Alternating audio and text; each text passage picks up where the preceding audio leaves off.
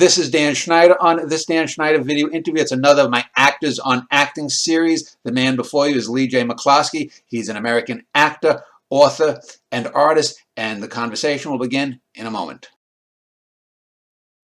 Leigh McCloskey is an American actor. He's been acting for over 4 decades in television and film. He's also an artist and author, and we'll be speaking with him about his views on art, but mainly on acting. So Leigh, welcome. If I could just start in general, maybe we can start from the general and work more to the specific of acting. You call yourself, and I've seen you in interviews referred to as a Renaissance man. What is your basic take on art, what it is, and what it means to you personally?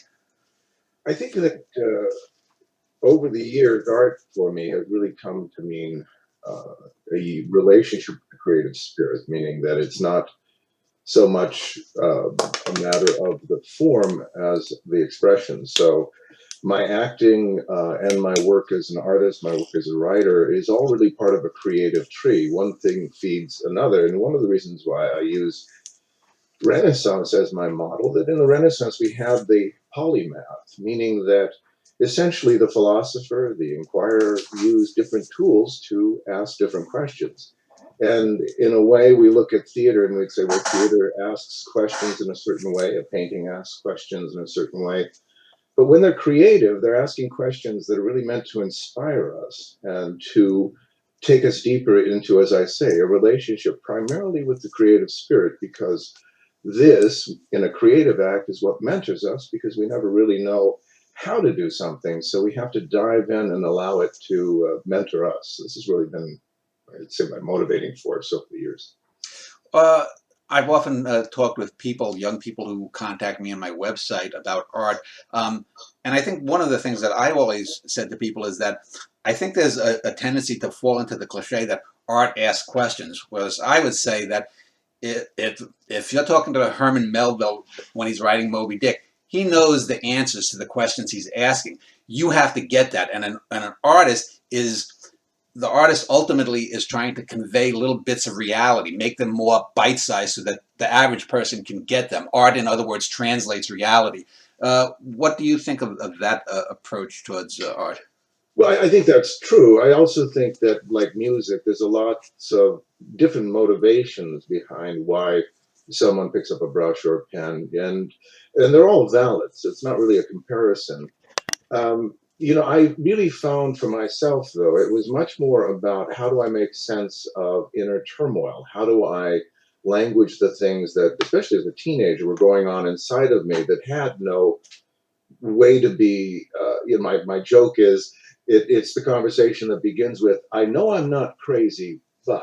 Mm-hmm. And the but is meaning that if I don't find a way to make some sense of this in that which allows me to communicate it, it will drive me mad. And so art oftentimes is far more primary than anything having to do with reality, because reality is a mental construct. It really has to do with oftentimes the survival of what is truly meaningful in a human story, meaning that when I don't know something, especially like in my teenage years where I had nightmares every night, I had out-of-body experiences, all of these inner awakenings, sleep paralysis. I was having a lot of different experiences that were forcing me to connect with my psyche in a way that demanded that I would journal, I would draw, not to be an artist, but just to let it out. And then I played the guitar, I played the piano, because I wasn't seeking to be a songwriter. I was singing songs that were helping me cope with the many, in a sense, the energies that hit you when you're quite young, and they're quite enormous, and you don't really know what to do with them. So I would say art is more a matter of survival than a matter of looking at reality or picking it apart. And that therefore art at its greatest expression can be music, poetry, it can be gardening, it can be anything that expresses that in spite of every reason to not love, I still choose to love. Yeah, for every reason to give up and panic and say, oh, it's not worth it, I will continue to swim even if I feel like drowning. And in my life, a lot of that, in a sense, what has come out of me is a compensation for the enormous energies I was thrust into. and without a guidebook, and I had to find my way. And my acting, all of these things were tools that helped me find a way to connect with this inner landscape that was profoundly imaginative, but deeply disturbing because it was something that there wasn't a way to know it except by going through it. Now, just so people know who listen, I've said this on many interviews I've done, I don't necessarily have long individual conversations with people beforehand.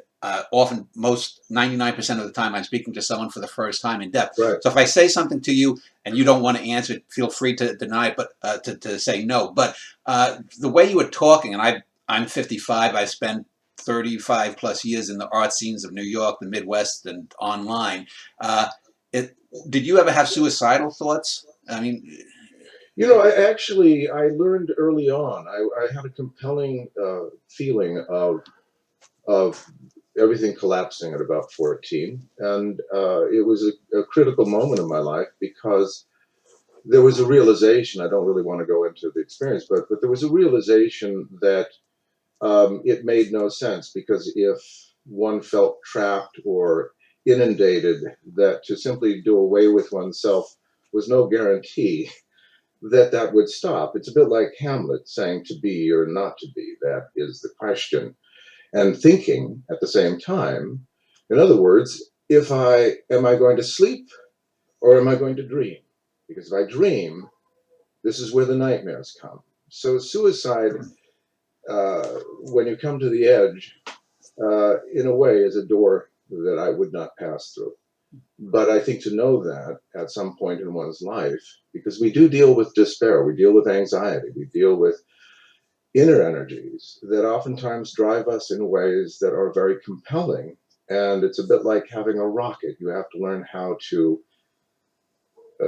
really manage, or as my friend once said, like a great fire hose, you finally have to learn how to ride the thing. There are three main arts that I can see from your website. I know you mostly from acting, Right. having seen you going back to your early days with the Eve Plum, and I'll talk about Eve Plum, the Yeah, movie you yeah, did yeah, years yeah, ago, yeah. but also writing and painting. And painting, in a sense, is uh, looking at the outside world, taking it in, and sort of passing it through a prism. Acting is taking someone else's generally work, their ideas, and transforming it through interpretive art. And then writing, in a sense, is the whole ball of wax. So you have sort of inner, outer, and then both of them fused with writing, in a sense. Do you approach those three arts that you've engaged in your life, and maybe more? I don't know, maybe you're a dancer, but and Something. how do you sort of balance those three? How do you juggle them, or what? They have always fed each other. Like when I was acting, I would always bring my drawings. I would be working on my work on the tarot. I'd be working on my work on the books called the Codex Tor. Always I would use acting because there's a lot of time when you're making films or you're making television where you have a lot of time because they're setting up lighting, really like a study hall. So I would use that time as a way of deep inquiry, because for me, my dad was an artist. He was a painter. And he would always say, when you don't know, when you can no longer talk about something, paint it. And so my conversation with art, or with painting, with drawing, became this great conversation with the things I was talking about. I've had discussion groups in my home for the last 39 years. So I've had over 3,800 discussion groups here. And in those discussion groups, I spent 25 years with the Theosophy discussion group here. To balance that, I had a Western inner tradition group, read everything from Carl Jung to Joseph Campbell to mythology, which is also why my work as an artist really was combined with my work as an actor, because I was challenged essentially by a friend in the early 80s to approach the tarot and to create drawings. Well, that wedded with my fascination with character and archetype, looking at Shakespeare, looking at character study, because the tarot is looking at the characters of the psyche, essentially breaking it down into a type of Shakespearean play where each of the characters fundamentally play a key, like on a piano, that when we understand the nature of it, we have access not simply to the personality, but to the energies that, in a way, compel the personality. And this is what an actor does.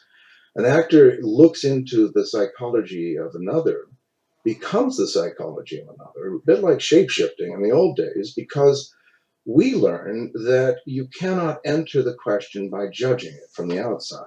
You can't have a predetermined understanding of a character, or it's like an artist who is basically an illustrator, just painting what they're looking at, rather than understanding, as in a poem, it's not about the words.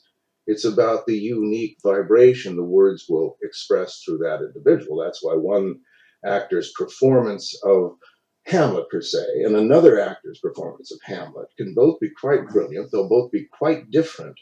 And if we're observant, we'll learn a great deal about Hamlet from both of them, because the archetype of Hamlet transcends all of its performances, almost like a tuning fork. So that's my, in a way, and all of the things led to, in a way, a cultivation I wasn't expecting. My discussion groups were in balance to Hollywood, which taught me to appreciate the opportunities I was given, but to understand that my philosophical nature, my love of history and of ideas and of art, was not a conversation that was much appreciated there. And I wasn't going to make an argument. I thought, well, I've been given this gift of being able to live here, so let me create gatherings. And that's really what I've done. All of my art, all of my writing is the outcome of having created a place for people like ourselves, meaning creative, imaginative, thoughtful people, to get together in discussion, to take a book, to read it together, and to discuss ideas, not politics, not social this and that, but to actually say, what are the ideas that create who and what we think we are? So if I had to say what my art is as a human being, it was to communicate that certain questions we can ask in a large public arena, which was my acting career. Other questions that have to do with the soul, with the heart, with the sense of why do these things matter, have to do with where we live. And that's why my art is where I live.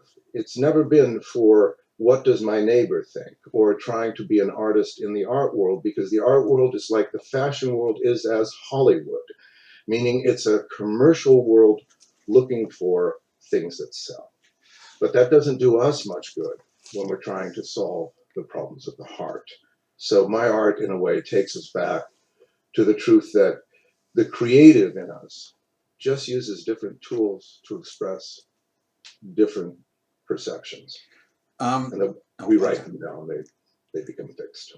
I know I've often told young artists, too, that you can do confessional art, but anything you do in art reflects yourself. If you write about the Nazi invasion of Poland in 1940, that's a reflection of something of your interest. But as an actor, you have an opportunity to get away from yourself. You can play a Nazi. You can play a mass murderer. You can play this, that, or that. I would almost disagree with No? how you're talking about self. You can look at yourself as the personality looking back at you in the mirror and say, well, I'm Leigh or I'm Dan.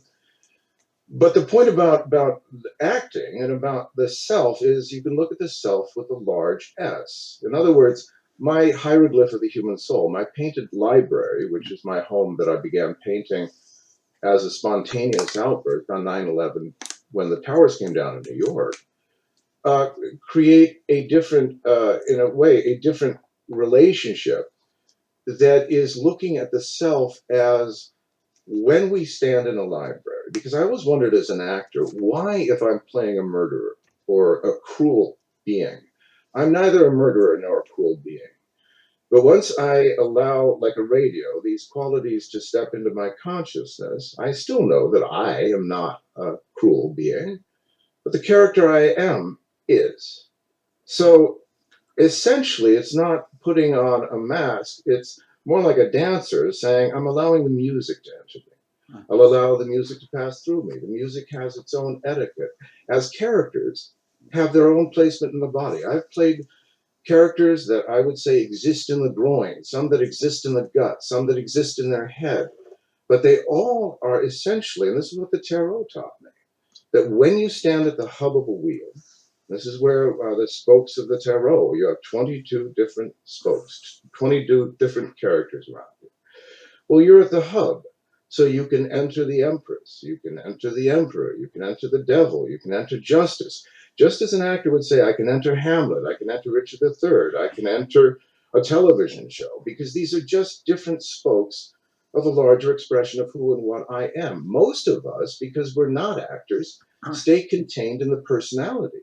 So we think, oh, I'm being self-expressive. No, you're looking at yourself in a mirror, reflecting on who you think you are.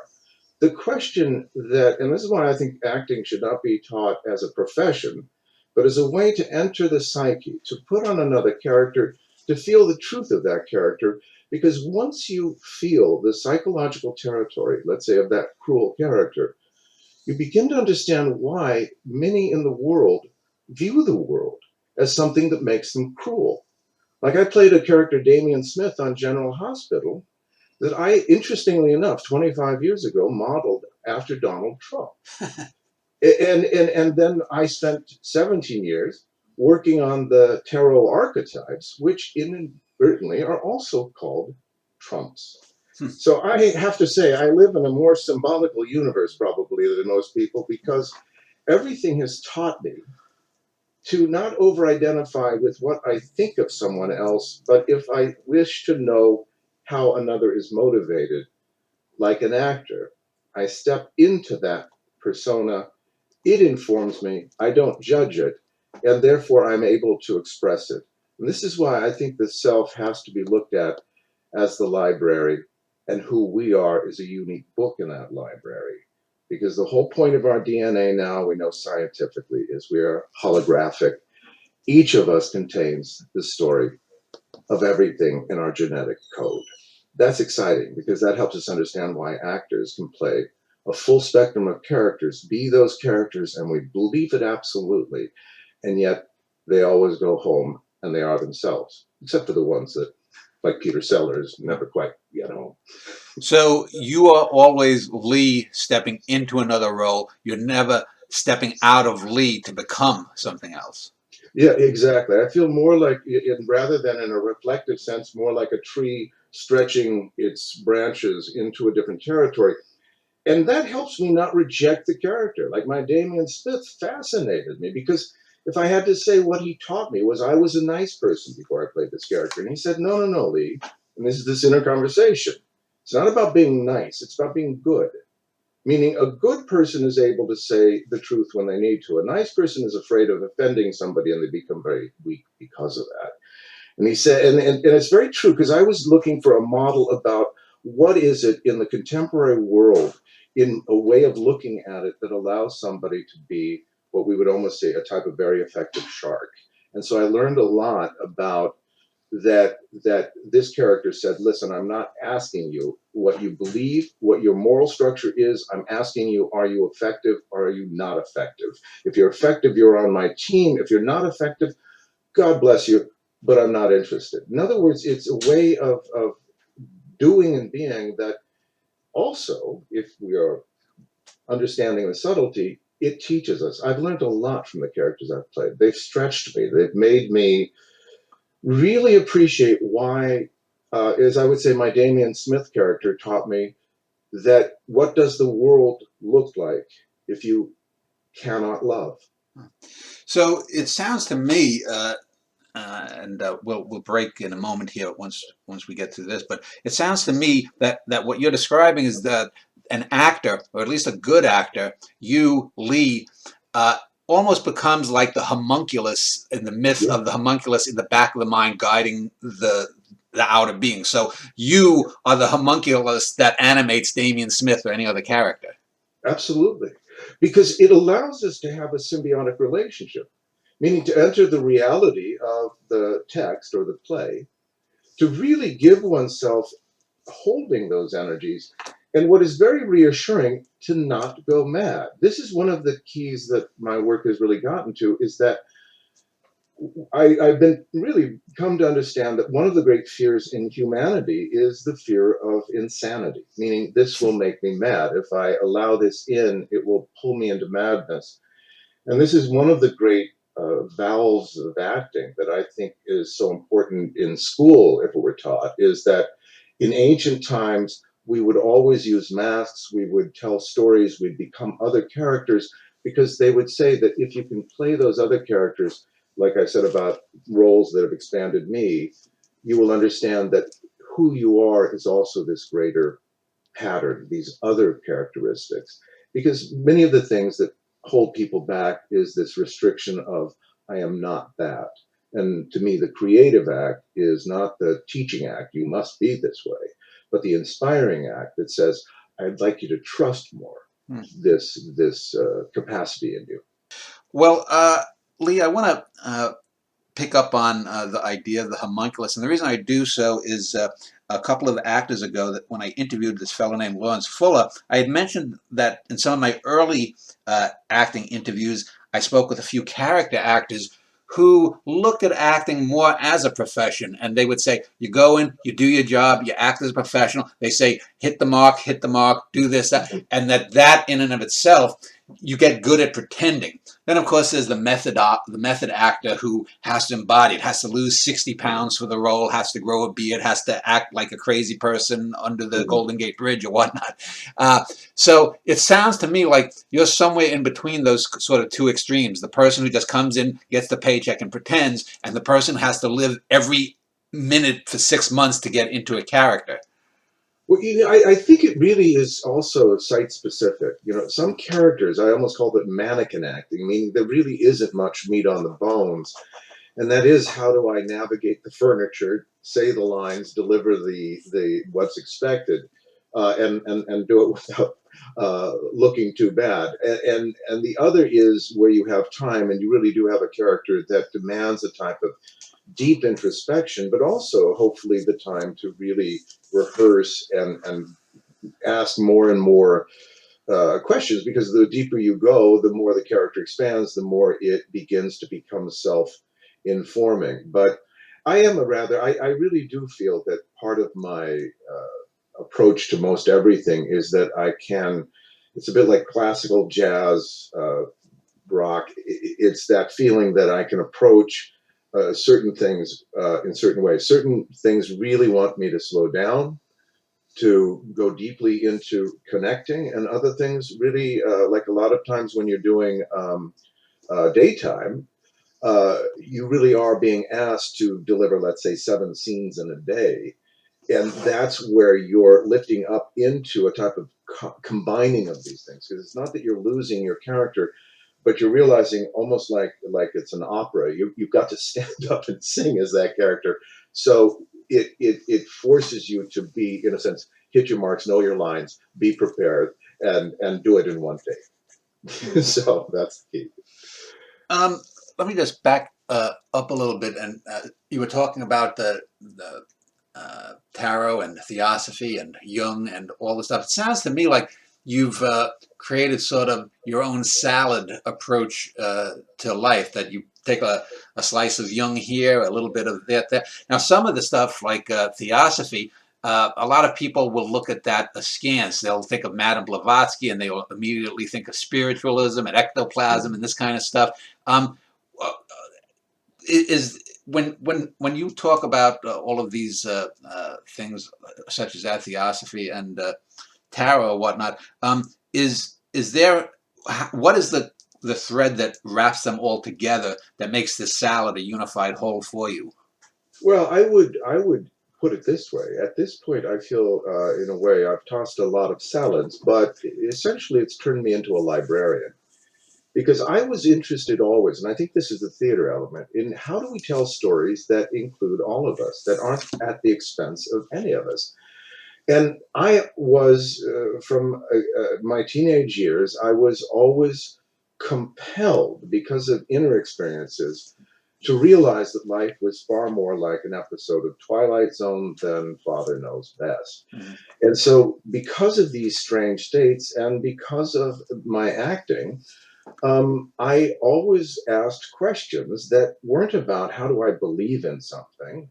Like the library, what I love about the metaphor of the library is the library says, if somebody says, what's your religion? And the library say, all of them. They're all here. So I don't have to decide which is it, as opposed to, say, the religious impulse and who we are as human is an extraordinary thing. And if we begin to honor it as we would this multiverse of human capacity, we'd start to stand in a reverence for who and what we are and why the asking of questions. Like for me, why I had a theosophy discussion group here, and why, as you talked about Blavatsky, is of course that understanding of her is completely erroneous. Having spent 25 years with the old girl and having read The Secret Doctrine over 9 years in a study group, all of this was really creating in me, even my work on the tarot. Now, it's very interesting, is people rolled their eyes, they looked askance, they thought, oh, why are you wasting your time? And what I realized was, oh, well, the world isn't interested in these things, but I am. And so I realized that what I was gathering were people that were attracted to not the conversation of rejection, which is very easy. We live in a culture that says, oh, I don't believe in that. Oh, not her. Oh, they're crazy. But what they're doing is shorthanding themselves out of a conversation that allows their curiosity to lead rather than their opinion. And one of the great things that I feel strongly about now is that your opinion doesn't matter. You are in the library of the human story, meaning each book, each part is uniquely whole and holy, each uniquely human. That's what I found with the characters I played. That if I couldn't find the wholeness, the humanity, then essentially I was just a charade. I was a type of veneer. And I was always looking for what motivates us from beneath. And that's why my fascination with metaphysics, esotericism, alchemy, Jung, Campbell, mythology, archaeology, all of it was, again, seeking to reclaim what I had inherited as a human being. I was lucky because I grew up in a family that really honored the creative spirit, honored education, honored a sense that you can't wait for the world to educate you. You must educate yourself. And that's what I've done. That's why I think in fact, I know why my art has become something remarkable, why my painting turned out to be multidimensional, which I wasn't expecting, 3D, why my painting called Phoenix Arise, which I even did a TEDx talk called Phoenix Arise I saw that. about my painting. It becomes a fractal, mathematical, geometrical expression, meaning people say, where's the science? I say it is science we're looking at, but it happens to start with my painting, Phoenix Arise. Why this is exciting, if we think about it, is that art isn't about the culture. It's not about what's going on with me. It's about examining the questions of why does humanity go through so much suffering? And what is the truth about who we are? And I'm convinced that the library, because I live in a library now, I paint in a library. The library tells me the truth of who we are is we take our despair and turn it into the blues. We turn it into music. We share it. It's not about the despair. And that's why when I started painting my studio, as I said on 9/11/2001, and now it's become complete, called The Hieroglyph of the Human Soul, it called itself that. The acronym is THOUGHTS for any classicists out there. It's fascinating. Because the whole story here is the last question is intimate. How do we tell a story to those we love? The Malibu fire, the Woolsey fire came to my door. I was punched back into my house by a fire tornado here. And that fire revealed to me that the fire quite literally is at our door. And my point was, I'm standing my ground. I'm not leaving. That I'll be the custodian and champion of the things that matter to who we are as human, even if it's only where I live. If my neighbor's not interested or scoffs, I've learned to say, God bless you. Go back to your garden, I'll go to mine.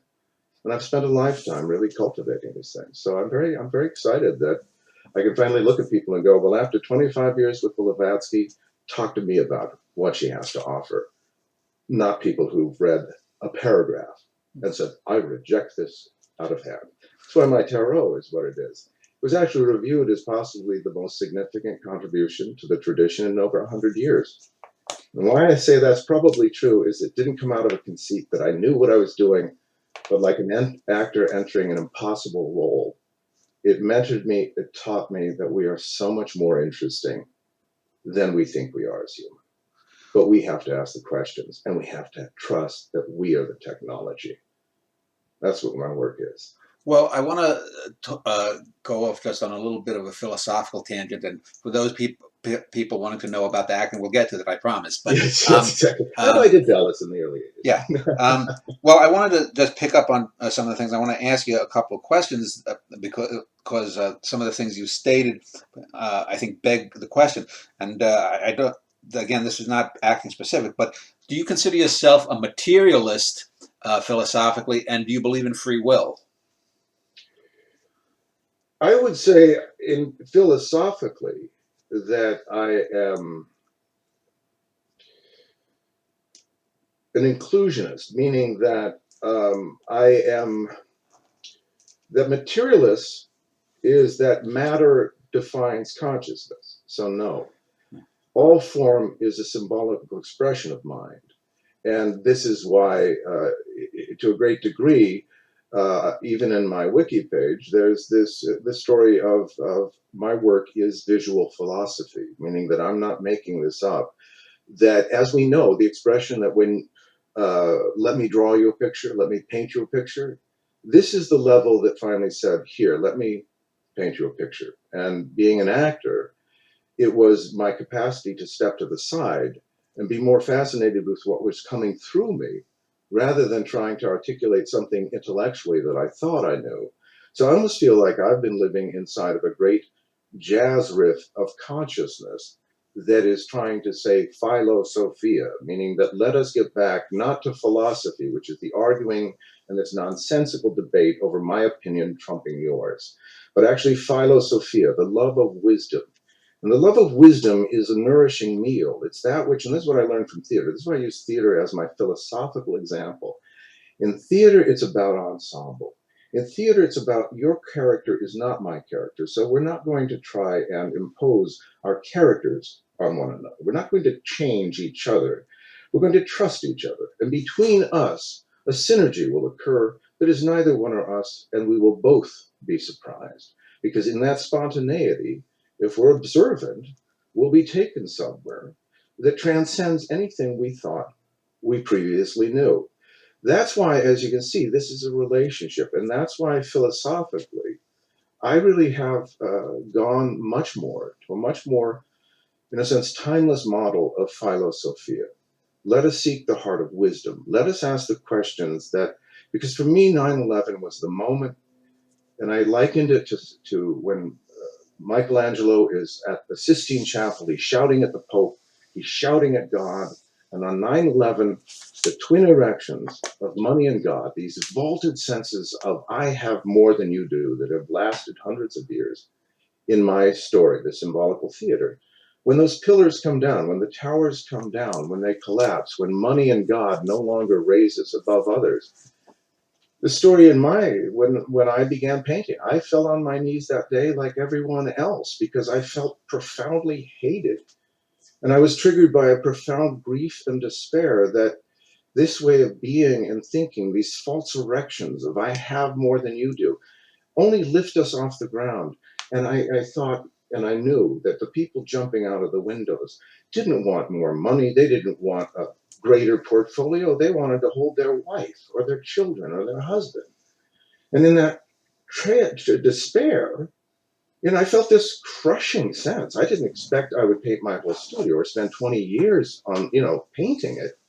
But I realized it was a spontaneous act of creation emerging out of an act of destruction, and that was the point that we had fallen off the scaffolding of our vaulted conceits that our thoughts are so important. And we're on our knees where we live, looking at the people we love. I was looking at my daughters and my wife on that day, and I thought, I have to tell them a story that it's their love that's healed me. And what's wrong with my neighbor, I don't care. What's right with us? Because if we keep thinking this way, without developing a story that doesn't bring us terror or share fear with our children, then we will drown. And that's sort of the prophecy on the wall right now. So when I started building an ark 20 years ago. So when you say you felt hated, did you feel hatred by specific individuals or by the cosmos in general? Or, what about the hatred? When you said you felt hated, No, on Was it a 9/11, cosmic hatred or?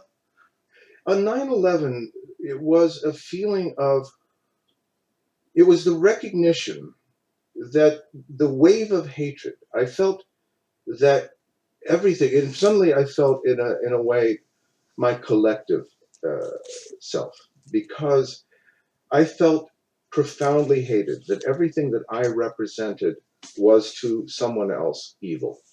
And it felt personal, but in a sense, profoundly human personal, not Leigh. It felt something much deeper because it was the type of hatred that was irreconcilable, meaning that this isn't something that's going to be solved. It's not a dragon you can put back in a box, but it was a trigger for me.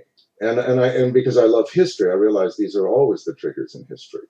It's where something says you will not pass, and one must therefore adapt. One changes.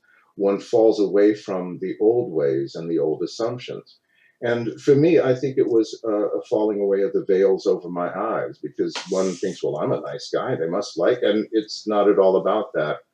And this is what we're dealing with. We're dealing with zeitgeist energy. We're dealing with the fury of the ages, essentially.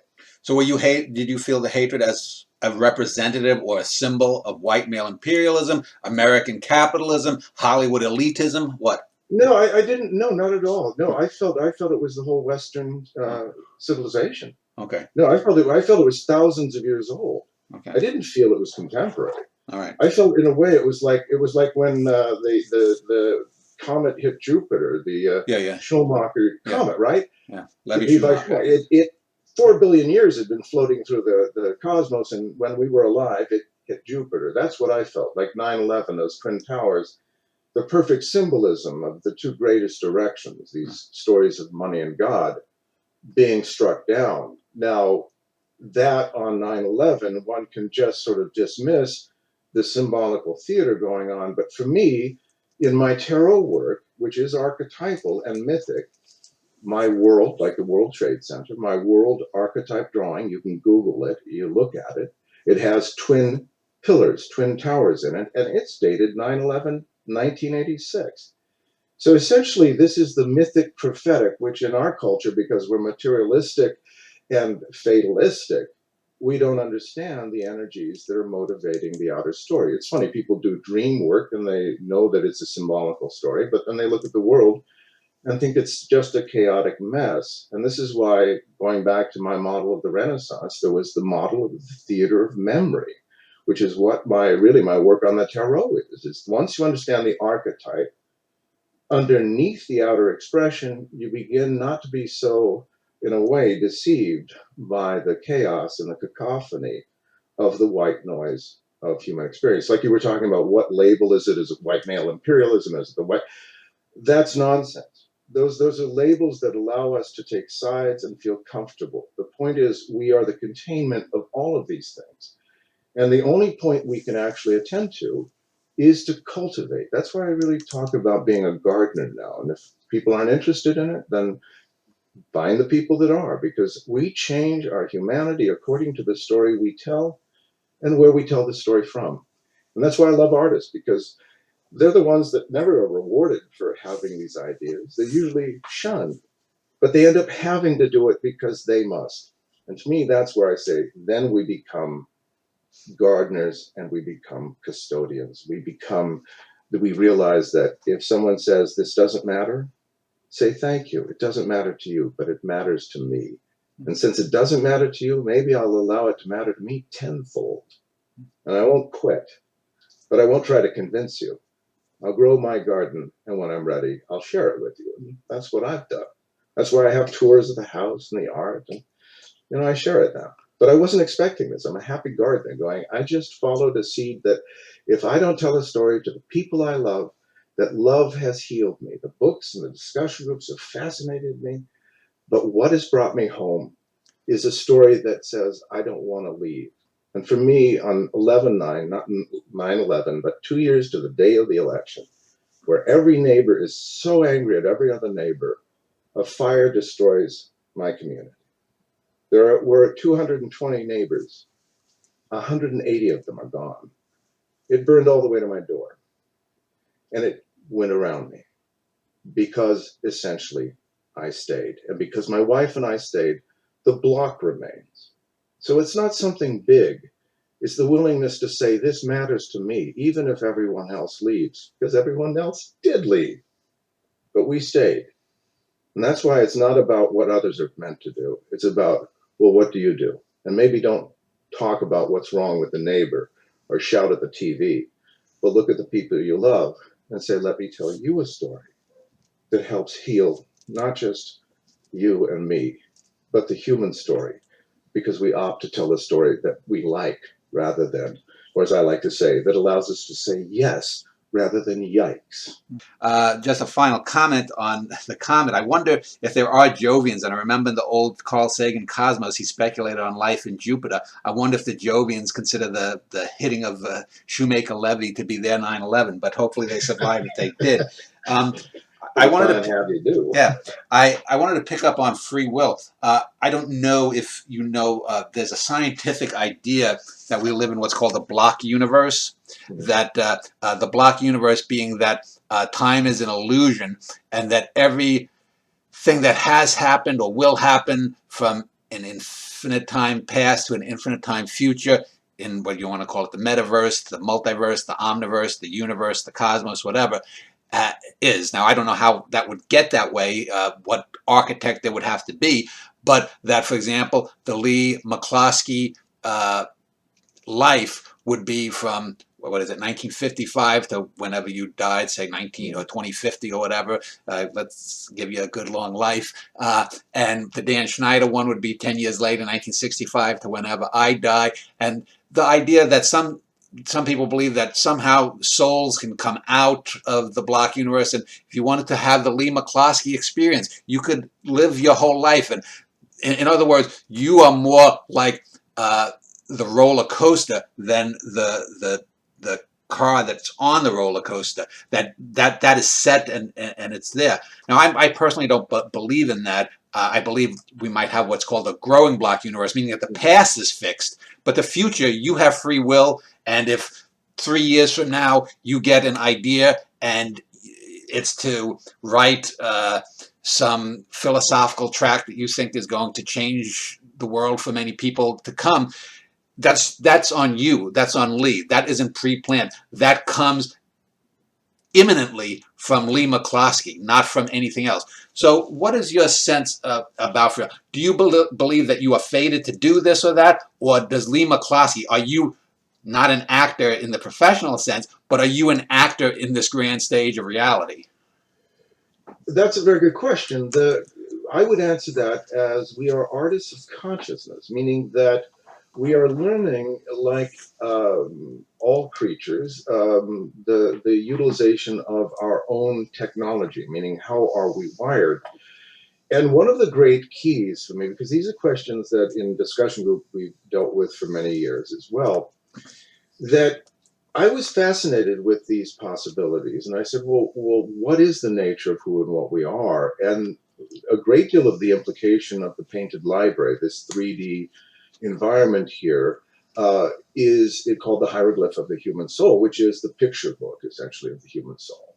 But what is fascinating with the technology here, and this is why there's even an article called The Last of the Cave Painters about me, Yeah, because I I read started that. to realize that I was essentially cave painting, meaning that within domestic space, intimate space, I was using the first technology of paint. And because it was connected to breath and to emotion, it led to story as well, because what spontaneously erupted was what called itself the Watcher language, which is essentially, and it's a copyrighted language that began to flow out of me. And it's a fractal iteration, meaning it's a figure that repeats over and over and over again. So everything in the painting itself is a fractal iteration. It's woven of this language like a great weave. Well, what it started to also talk about was Einstein said it best. He said, reality is thought slowed down to a rate where we can perceive it. This has to do with bending the light. And in alchemy and other traditions, we think of squaring of the circle and why all the Egyptians have the right angle. because the bending of the light is the slowing down of the electron. Actually, it was Feynman, the physicist Feynman, who said that it was a great explanation of the electron follows an infinite path of infinite probability. And in its spin, it creates essentially what we think of as the atom. And I thought, how intriguing, because if the atom of who and what we are is based on one question, what does it mean to be human? You'd plant that, as you would in your mother's womb, in the cave, meaning that that's the inseminating question. What does it mean to be human? Then we're born out of that cave as human, meaning the vehicle, but we don't know the implication of that story. So the library helps us understand what is the timeless nature of a library. Why is a library a time machine? Because you can stand in the 16th century, 17th century, 18th century, but it's cataloged, meaning that you can still open the book and bridge it with your imagination, so you won't be swept there, which would be highly inconvenient for this life. You've created an encoding, and this is one of the keys of why the DNA, and this is reflected in my Phoenix Arise painting quite literally, which is the truth that the story being told to us through this revelation here, through the voice of creation, is that each of us are a phoenix, each of us are holographic, and that we are returning to the truth that we are the technology, and that the movement outward. Now, think of all of the books of the library surrounding us, meaning that all of those stories begin to spin, but like they're the spinning of the wheel, the ring of Saturn, meaning they're holding our structure. But because they're spinning like a gyroscope, we're standing in the middle of that library, and we're able to know that we are who we are. We're a book in this library. And when my father died, this became a reality for me, because I saw it was an extraordinary experience I had with him. But to make a long story short, I saw his book of life of Joseph as if it had been placed onto the waters of time, and that all the words and all the paragraphs and all the sentences of the book of Joseph had floated into the waters of time. And from these infinite possibilities, a certain ripple, a certain character that was this Joseph, who was my father, emerged, and that those ripples carried him. But as he died, that the book I saw being squeezed and the waters returning to the waters of time and eternity. But the book was reverently lifted, and this gave me great, in a sense, great insight and great peace, because there was a reverence. It said about his life and about the book. It said, but now it's been lived. And the experience I had with that was that it's a bit like, the experience where they have the drop of oil and they spin it one way, it disperses into a cloud, and then they spin it back the other way, and it goes back to being a drop. That's exactly what happened with my father. And in this moment, there was the revelation that it was not an incomplete being. It was as if the entire holographic nature of creation had woven itself fully into my father and had unwoven itself and gone back to the stars. And that helped me understand, because if we think about this is what stars are, suns are, meaning that a supernova is when the gravitational pull and the outward thrusting motion grow out of balance, can no longer hold their crosshairs. I experienced this directly with my dad, and that it collapses inward and it creates a black hole, an infinite point of density. And you think, well, wait a minute, maybe that life is this bubble that essentially is ourselves, and the mandala that comes from my Phoenix Arise shows us in a graphic, fractal, mathematical, geometrical form, meaning in a science of creation, that we are at a point of blossoming, because it revealed that any place this painting created as a card opens, it blossoms. And this helps us even with the prophetic tradition of the ancient Maya, who say that we're entering the age of flowers. But if we don't think of that literally, but rather metaphorically, maybe it's the flowering of human consciousness. Maybe the point is that we had to live all of the lives, all of the worlds, that the question of being human necessitated all of our religions, all of our races, but now we're all on our knees as a world saying, how do we find our way home? How do we forgive ourselves? How do we become worthy again when we are so full of self-loathing? And to me, that's where our arts step in and say, well, let the Irish teach you about the rain. It always rains, but we have music. And our music isn't about stopping the rain. It's about allowing that to be background rather than foreground. So for me, the point of who and what we are is we are a holographic being. We are whole and holy. We are woven of the entire story of being human. We have been stopped down because essentially we've been building an instrument, a piano, and that the instrument is built. So the question now is not about getting somewhere, being somewhere else or someone else, but how do I trust not that I need to get somewhere, but more like a tree, the roots that I cannot see.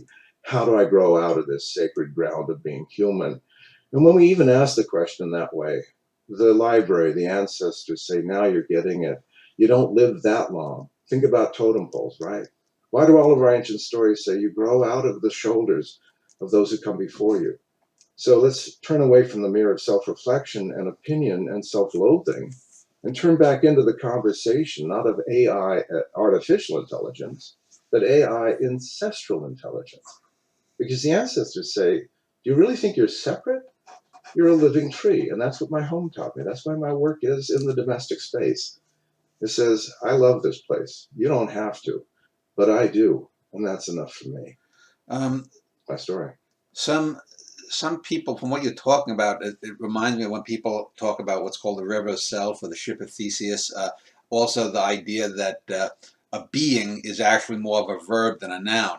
That we come together with these patterns that are ephemeral, and then at, as the patterns break down, you know, I mean, we are made of some of the stuff that was part of the dinosaurs, part of trilobites, part of Julius Mm-hmm. Caesar.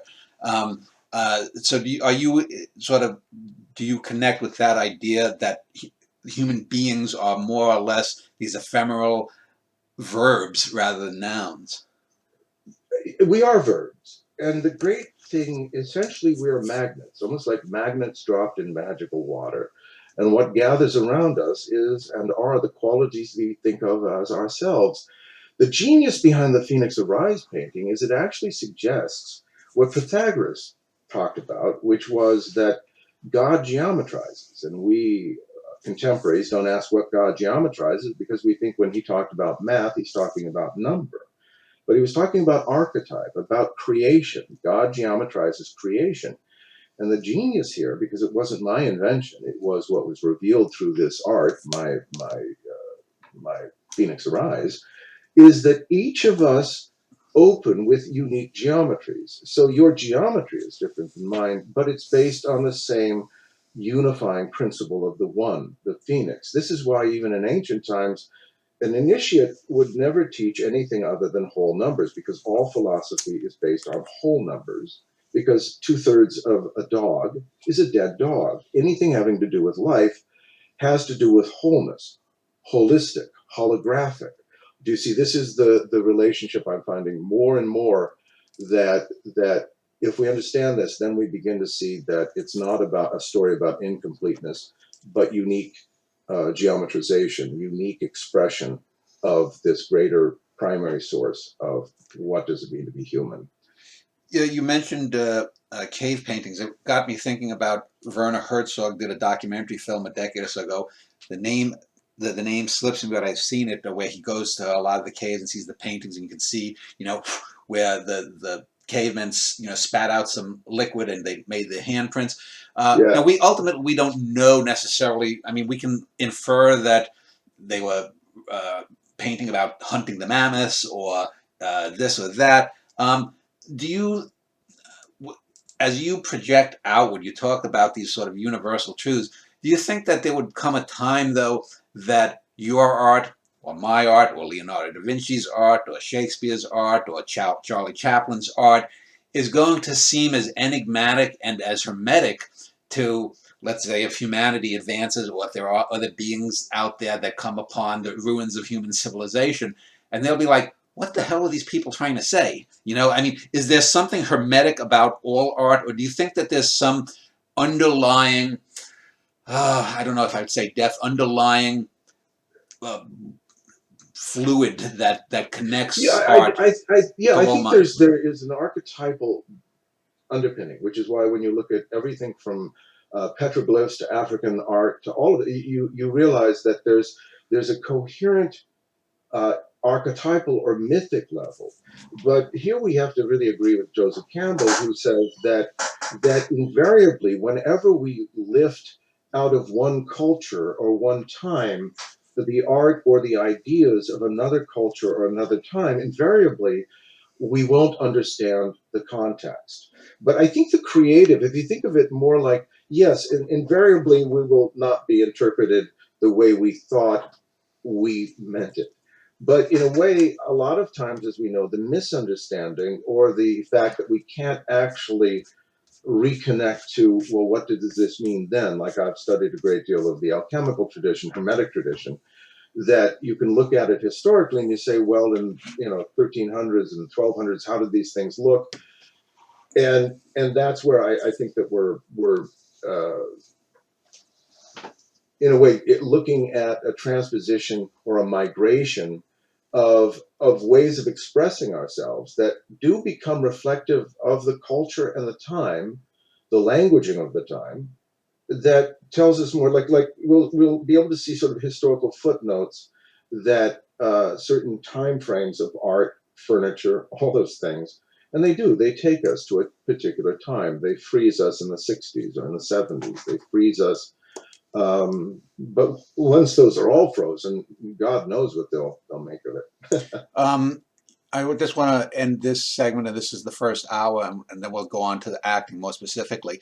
Um, uh, your house you call Olander, is it, or is it Olander House? And it got me thinking that you're making your art within and a part of, and making the house art. I don't know if you know of the poet Robinson Jeffers and Tor Oh, I House, love where Robert. yeah, He was one of my first favorites, actually. yeah, Yeah. where he built a stone home by Tor, hand. Tor House, Yeah, and I Tor have my House. Codex Tor. Oh, So yeah, there's a real love of okay. Jefferson. Yeah, Okay, yeah, I was just wondering if Jefferson. you ever connected with that, or did you have that in the back of your mind perhaps when you decided to make Olander? It was very. Robinson Jeffers was a very great inspiration for me, and his Tor House. As a matter of fact, the Glastonbury tour, that when I began my books called the Codex Tour, which I spent 25 years on, and then Flying Lotus actually used for his album Cosmogramma. That the tour reference to Robinson Jeffers, I was so inspired by um, uh, Rowan Stallion, by so many of his works. And then every time we take our pilgrimage north, I always stop, jump over the fence, find the hidden key, go up into the top of the door, and then take a look and say thank you, because he was one of those voices that truly speaks across the ages about the deeper nature of who and what we are, but also his love of his wife, his bringing the stones up from the sea, spending over 20 years building stone by stone to Una this sense of you are the one. Hmm. And to me, that's why this is, I feel very strongly a great relationship to him, because I am the same way. This is about my love of my wife, my story of my children, and the place I built with my hands. Because I think it is what you revere nourishes you, and why not revere the things you love? And that's what he did. So that's why, yeah, you're right. It's good observation. I do. There's one other thing I wanted to bring out, and that was actually when I was looking at some of the images that you painted. I was wondering if you ever heard of, or did you know of, an artist named Christian Risa Larson? And I don't know. Can you see here? I'm holding up a book. Can you see? He did. He Yeah, does yeah. mostly marine paintings, and your paintings with more seem more outer space and whatnot. His generally of whales and undersea life. I was just wondering if you had ever heard of, or were you influenced in any way by Larson? No, No. no. Mine are much older. Okay. No contemporaries. Okay. So let us now turn to acting a bit more specifically. Uh, but you were born in 1955. What were your earliest memories of acting or art? Was it watching the Bullwinkle show? Was it watching uh, uh, Barney Fife on Mayberry, Andy Griffith show? Was there any actor or any movie that said to you, "Ah, I can do that. I got You know, that." it's interesting. I would say actually I was bitten by the bug before I had those type of awarenesses because I, in kindergarten, was in a PTA parent teacher, play with kids, and I missed my cue, and of course was crestfallen as a whatever 4-year old. And it put a bug that I really wanted to get back on that stage. There was something so attractive about it. So it was my first real sense of acting was not so much looking at a television relating to that was acting. It was much more the live sense of I could get up there. And so that's why throughout school then I always did theater. As a matter of fact, I although I had actors I liked very much that were as I got older, they were very important to me. But my first initiating spark was really a PTA play. Hmm. And you mentioned your father was a painter, did you not? Yes. What school or did he belong Well, to? Or, my dad was he actually I grew up in Malibu, about 2 miles from where I live now, and he was a genius, and he was mathematically brilliant, and actually worked in aerospace with. Um, he was actually he had top secret clearance, so I felt like I was when I was a little kid, my dad was a spy, but he had to retire, and he'd always been an artist. The reason he did that was, of course, he had a family, he got married, and had kids, so he had to do that. But when he retired, and during the time he was still working in the early '50s, he had started with a few others the Malibu Art Association. So there was always this countervailing force of my father really being a painter, and that in the mid '60s when he retired, he opened a place called the Gallery Bookstore Gallery in Malibu, across from the Malibu Pier, the old Tong. There was a Tongolay restaurant, and so he then became more and more a center around which artists would gather, and they'd do live model classes down there. And I was very fortunate because my father painted because, as he said, you can't paint for other people; you must paint for yourself. And he never paid any attention. I always thought that he was a combination of Cézanne and Matisse and Joseph McCloskey. There was an exuberant poetic in his work. And the gift he gave me was that he never wanted to try and tell me how to paint or what to paint. But when I was at Juilliard studying acting, uh, I said, Dad, I'm painting all the time, I'm drawing all the time. And I said, should I study? And he said, no, don't study, because he felt he was overtrained, and a bit like Picasso, he was fighting this training he had had all of his life. So he gave me great advice. He said, go to the museums, study with the masters. In other words, whatever moves you, begin to not wait for the words of a teacher, but allow the painting to teach you itself. So that became a way of approaching. But my dad was also, to this day, the most philosophical person I've ever known, because he, even at 90, was always curious, always asking questions, fascinated with things. And he had a sense of wonder. And my mom as well was a remarkable person. But my dad, for me, set the ground. I even quote him in my book. I honor him. I say, my dad taught me three things. He said, know yourself, be true to yourself, and never laugh at another person's dreams. And this is really, I think the last part really is the signature of my father, is that he was not cruel to other people. He wanted, as you talked about painting, that was more, he was a poet as a painter. He was about how the light was falling on the leaves, about, because my fascination with metaphysics and interior and the imagination in an interior sense, although he deeply appreciated it, for him, it was a bit like Van Gogh. I want to have a conversation with the flowers. I don't want to make it about something. What are the interiorities of these things, but more of the outward poetic expression, the greater beauty. So his aesthetic was beauty, and with a capital B, and he gave me that as well. Also, a deep and profound respect for women and woman. Uh, he gave me, as did my mom. So let me just digress for a moment, since what you said about your father talking about art and not overstudying. I think that's one of the major problems with art today, whether we're Yeah, talking writing, whether we're talking painting, whether we're talking film, whether we're talking television. I mean, I think we live in such a commercialized society. MFA writing programs are just sort of Henry yeah. Ford taken to art. There are no Jack Londons, there are not Herman Melvilles that are being published. There are people like myself, and I know a number of people in poetry and other writing forms, and I know some visual artists. There was a Chinese painter called Ji Wei Tu, phenomenal painter. If you ever want to look him up. So I agree with that. Do you share your father's opinion that art has been too commodified, made to be a commercial thing, and if it doesn't sell, whether we're talking about rock and roll music or versus what was back in the '60s or '70s, where it was before it was all corporatized, what is your take on art in general, the whole broad stroke? Uh, to a great degree, and I don't mean this snidely, it doesn't exist. Meaning that we have lost a connection with the creative spirit, and why art, as that which connects us, is now brought into a consumer basis, meaning will it sell? And one of the great gifts being given to a lot of artist friends of mine is nothing selling.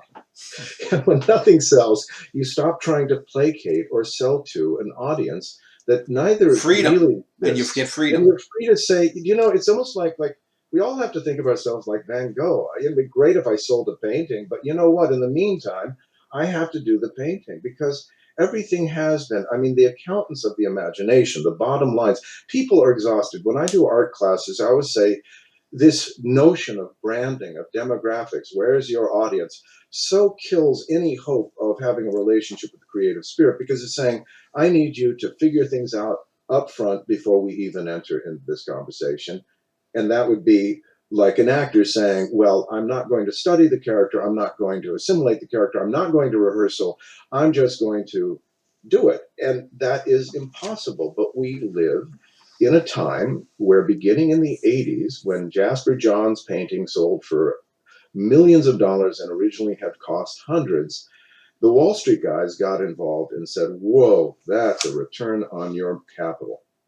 And this is what's happened is people don't look at things in terms of a conversation, they look at it as a statement. And I don't want to use they as a broad sweep. There are a lot of people doing really remarkable and fascinating things, but usually they're in a cone of silence. That's why my call to everyone is don't worry about the art world and realize that it really doesn't exist. It's an agreement, a great deal like Hollywood. Certain groups of people have been given the power or taken the power to decide what will be essential or important and what will be dismissed. And part of the custodial aspect, I believe, of all of these things is that the great opportunity that comes in this world when art has been commodified, commercialized, when they're not looking for art, and as a matter of fact, I had a very big gallery owner here. He loves my work. And he said, Leigh, if I represented art, I would represent you. He said, but I sell very expensive objects to very rich people who aren't interested in art, they're interested in status. They want the people who walk in their house to know that that's a Richter. They want the people to know that's a Coombs. They want it because, in a way, it's not about the art, it's about the theater, the setting of self-importance. This isn't anything new. Artists have for years been painting duchesses and dukes and popes and figures of cultural self-importance. But I do feel that the whole realization I had when I was doing Dallas back in the 80s was that the art world then, which was already anemic, was running out of ideas, was commenting upon itself, was like looking at something that, and I couldn't believe artist friends of mine that were, I thought it was like working to be a great swimmer with shackles on. This whole predetermination of art philosophy. Now, I've read all sorts of postmodern thinkers, I've read all sorts of art critique, and at the end of the day, it really has very little to do with the creative spirit and everything to do with the human ego, replacing the creative vulnerability of not knowing and entering into an act of intimacy to a way of shaping it in a cultural way of, oh, this is important because that group of people buy it. Well, I yeah, think and this is they've forgotten important. that art is basically the ultimate communication, where you're communicating across time. You can read Homer, you can read the Greek tragedians, and Hmm. you get a little bit of what they that was like. You can read the tale of Genji and know what Japan was like 1,000 years ago. Um, but I wanted to pick up. You mentioned your mother. Was your mother an artist? She was a teacher, Okay. and she was an extraordinarily kind human being.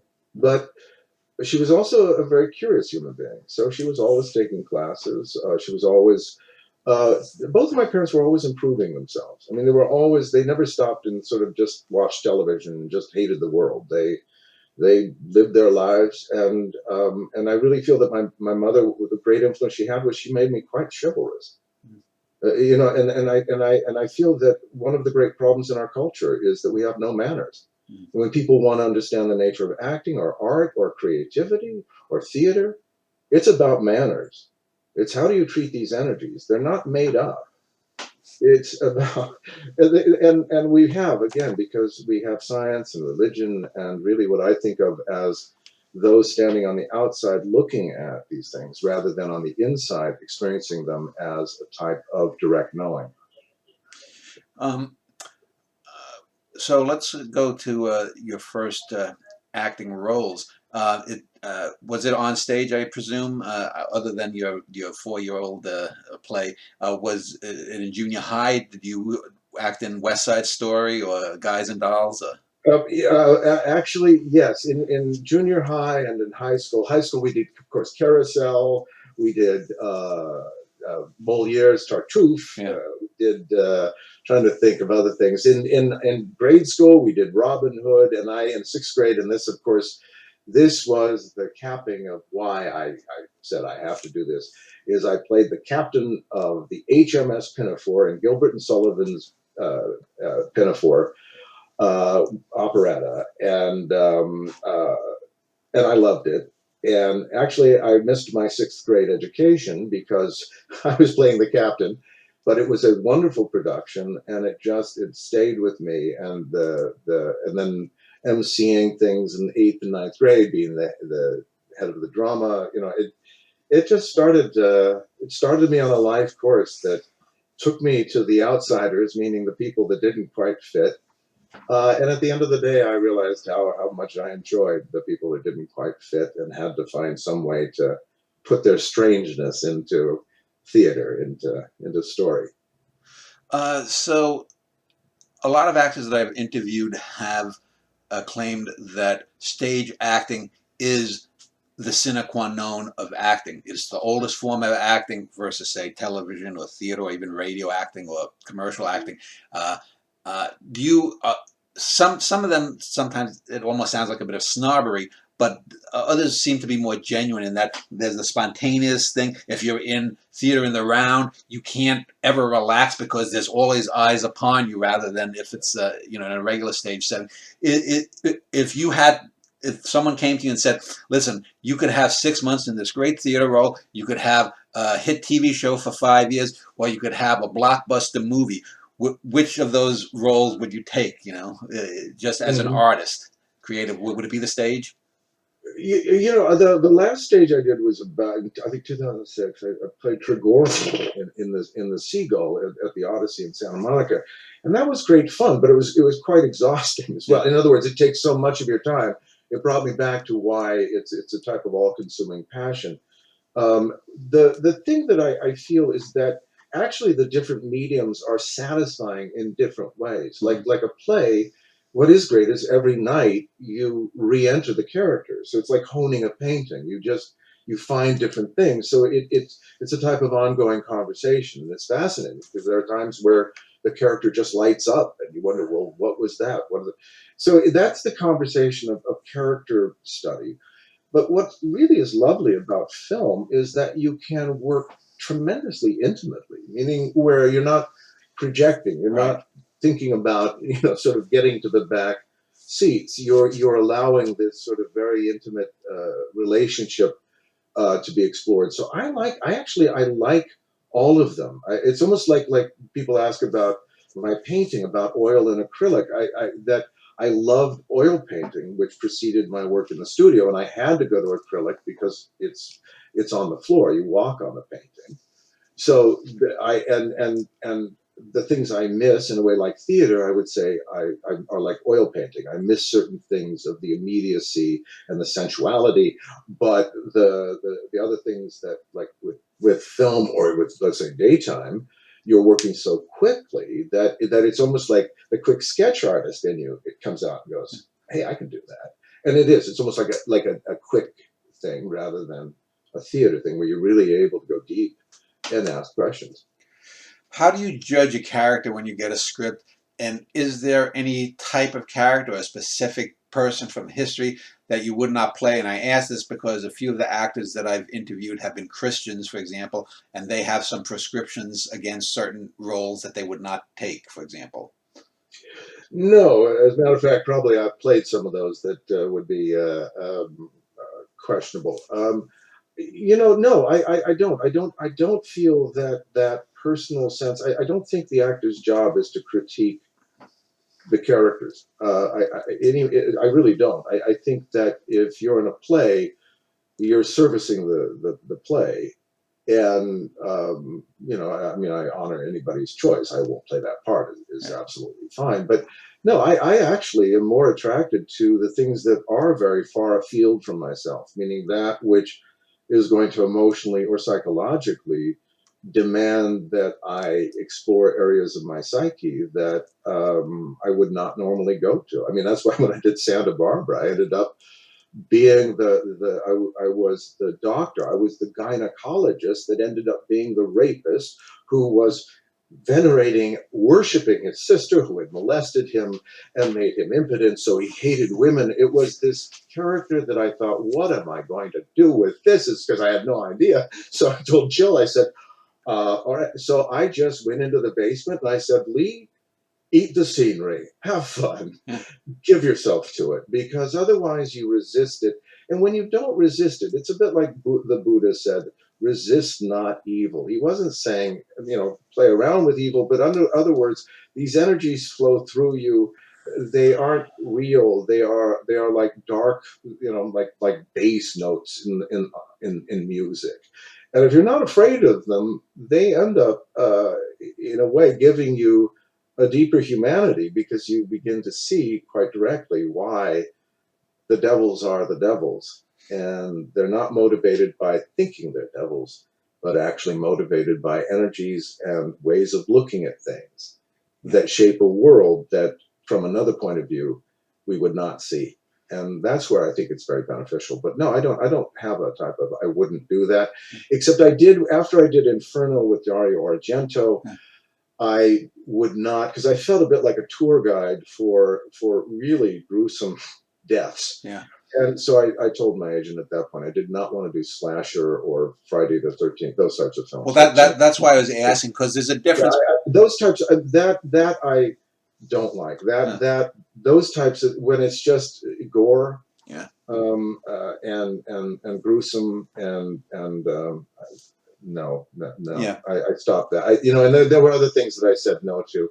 Certain scripts, and I won't go through the names of the films because people go watch them, but they created a higher mark for me. I said I won't do that again.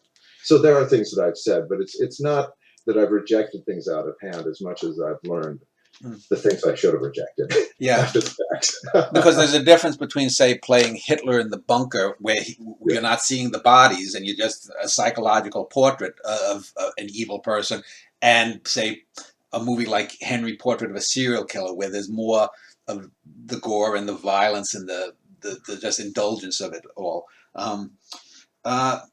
So let me turn to I had mentioned method acting, and oftentimes, especially in soap roles, when clips are sent for the daytime Emmys, it's always the weepy scene. Someone's having surgery, their child has died, and they're weeping. But I've often thought that the actual best moments of acting are often what I would call the bridge scenes. I think it was John Huston who said something akin to the fact that a good movie has to have 5 or 6 really good scenes, and the rest is just the linking stuff. But Yeah. I've often found that it's in the anticlimax that where an actor really holds the medal. Because if you're playing the grieving father of someone who was died in the crash of the Hindenburg in Mm. 1930s America, it's easy to get worked up and whatnot. But if you're in someone who's dealing with some unspecified ill that's on the periphery, that the viewer is trying to figure out what is going on with this character. Maybe it's a little small scene or a little comment made to another character as they're walking out of a bar. That's where the real insight lies.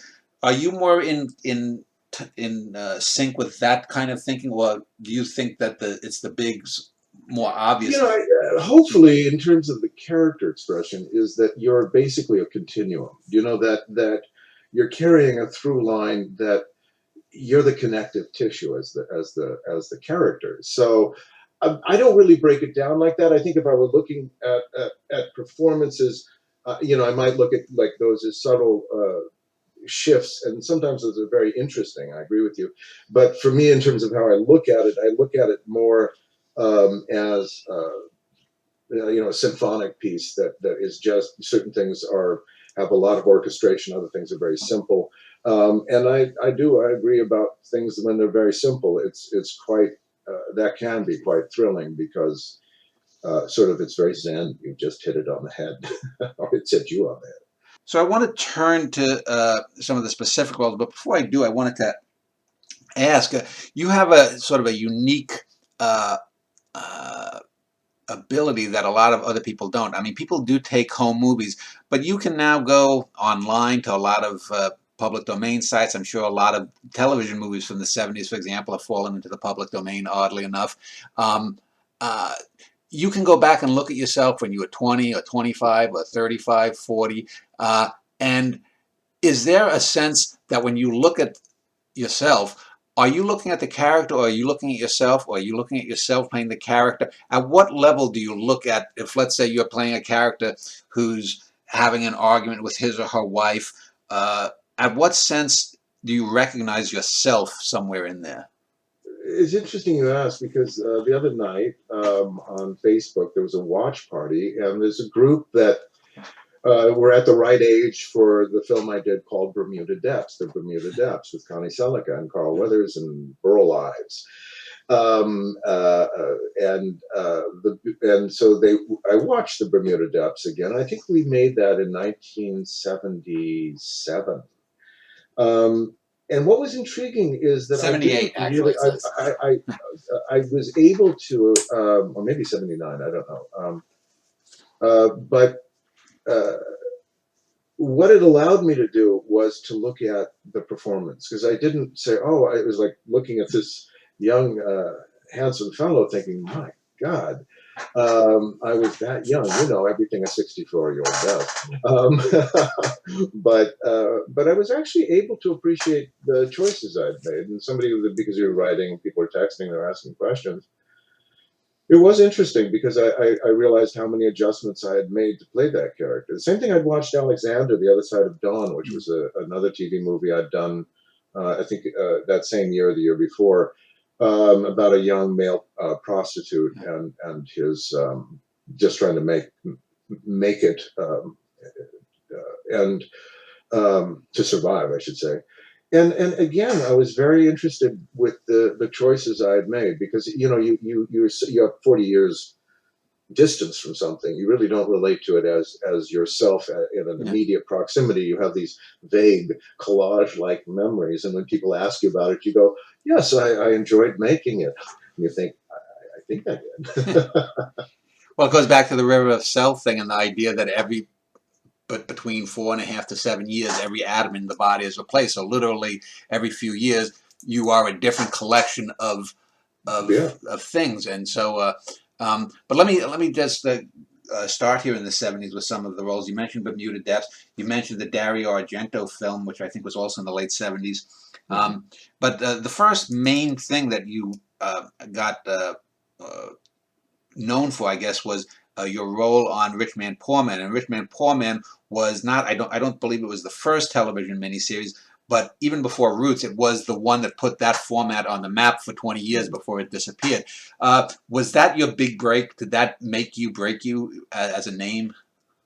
It actually had at Universal quite a good effect because when you looked like I looked when I was that age, they don't assume you're an actor. Let's Yeah. put it that way.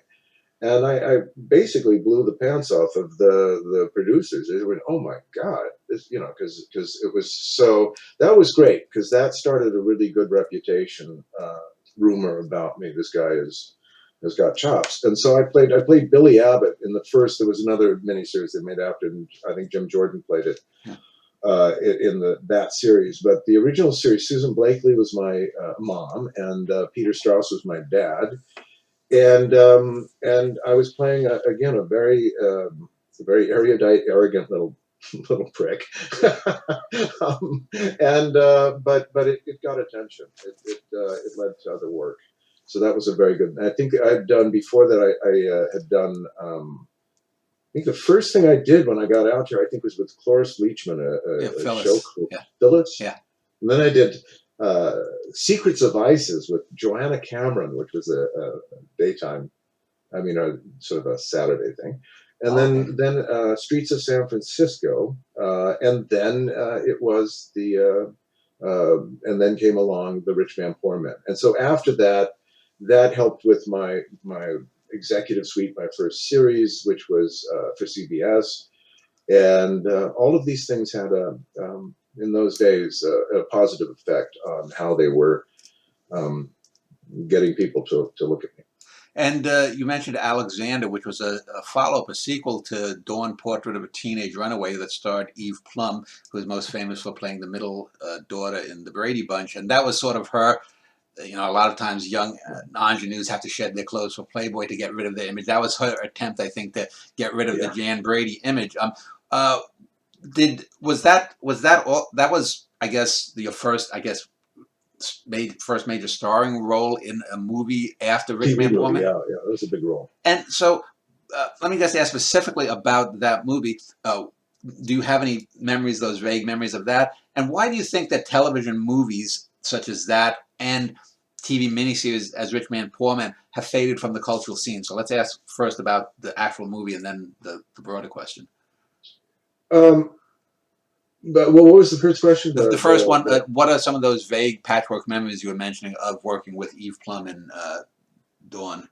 Well, I remember working very hard on the character and doing because I was playing a male hustler. I knew nothing about any of that world, and so we did hidden camera work up on Selma and Hollywood Boulevard, the Gold Cup, which is where the hustlers hang out, and so that I remember because I mean, they were in hidden cameras in cars filming me walking the streets, so that was rather memorable, and still is really a part of it because also being in that environment quite literally made me quite aware of ways of living and surviving that I just had no notion of. In a way, I grew up a lot doing that movie. And with Eve, I remember that she was very sweet. We enjoyed our time together. It's very interesting. Eve is also quite a good painter now. Yeah, I've I've looked seen. at some of her work.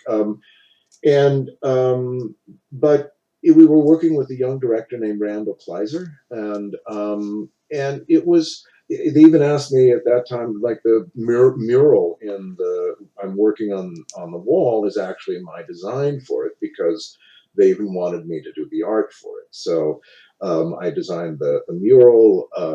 It was great because we were able to rehearse. And then when I did the second one, Alexander, the Other Side of Dawn, I was given even more opportunity to add, in a sense, contribute to certain things, and that was just a very interesting, eye-opening experience. And then also the reaction was very eye-opening because I got so many different letters from so many people that really had never seen the topic dealt with on television, and many people have said that it would not have been made in the 80s. That many of the things. And this is what I realized about the historical framework, that the things I did from the mid 70s to the early 80s were very different than when Dallas starts, when Reagan is elected. And we really go away from things examining social ills and getting into the sort of the nitty gritty. And things are going to go much more toward Fantasy Island. They're going to go much more toward entertainment in the 80s, sort of lifestyles of the rich and famous. Yeah. It's gonna take us away. And I really think that maybe that it was an effective tool in that way. You could examine certain things culturally as a TV movie or as a miniseries, and maybe it is that they just lived their life cycle because people binge watch. People love these long, like 5 seasons of Game of Thrones over a weekend type of thing. So I don't know. Maybe it's just morphed into something else. Um, I wanted to speak of the Argento film Inferno. You mentioned that after doing that, you sort of shied away from those kinds of slasher, violent, blood splatter films, I think they were called. Was the actual making of the film, though, enjoyable? Did you work well with Oh yeah, people in Argento? Dario was very strange, and I mean that as a compliment, because he spoke very little English and I spoke very little Italian, but he saw, because I was reading Manly Hall's book, The Secret Teachings of All Age, and it has these marvelous illustrations, these esoteric illustrations. And he was fascinated. And then he saw the drawings I was working on. Actually, I gave him a drawing that was based on Inferno, on the sort of, because it's really going into the underworld. There's a great deal of alchemical imagery, and really he is quite a remarkable director, and that what he did, although it was very violent, is very auteur. It's not garbage. It's Dario Argento. It is very good. So I learned a lot from him. I learned a lot from the experience itself, because you don't shoot sound on sound, so it's a very different experience. It was extraordinarily hot when we were there in August. And the making the film Inferno, when I was doing the stunt work, because my stuntman broke his leg the day after we finished primary filming, so I ended up doing my stunt work too. Um, the studio, though, caught on fire. So there was a lot of memorable things that went on with the making of Inferno, but the most extraordinary thing was the introduction to Italy and the romance of the ancient world. That for this American boy was a first, and boy did that open my eyes, changed my heart, and made me deeply feel in a sense, the depth, the patina of age. It had a great effect on my creative eye, so to speak. Now, you mentioned Dallas. You played a character for what, 2 seasons? 2 seasons, yeah. And so that's a nighttime soap, and then it looks like you did Santa Barbara for a few years, and then a few years later, General Hospital. Now, back in the 80s and 90s, there was still, well, I guess there's always been a kind of hierarchy in Hollywood. Right. Initially, there was the Poverty Row Studios and the Glamour Studios. Then television was the little brother to the big sister of film. In television, daytime television was always looked down upon, Right. snobbishly, versus nighttime television. A lot of actors I know have told me that when they've done, because I've interviewed probably 8 or 9 people who have done a lot of soap opera work, that there was especially a kind of snobbish. Now with General Hospital, that was the heyday of the 80s, the Luke and Laura thing, and Yeah. all that. So it was in a sense for a while there considered a glamour position. But with Santa Barbara and then General Hospital in the mid '90s, was that sort of like? Did your agent say, Leigh, you can't do daytime? No, actually, why my first daytime was, it was during the writer's strike, Uh-huh. and it came out of left field, and and it was because mortgage and everything. I thought I'll do it. It was more out of need, Mhm. and the great thing was, though, I walked onto a show that had A. Martinez as its lead, and Yeah. then Marcy Walker playing Eden and Cruz. And down through the cast, it was some of the finest actors, regardless of the medium, I had ever worked with. And it turned out that Patrick Mulcahy, I think was his name, he was the head writer at that time, or the maiden writer.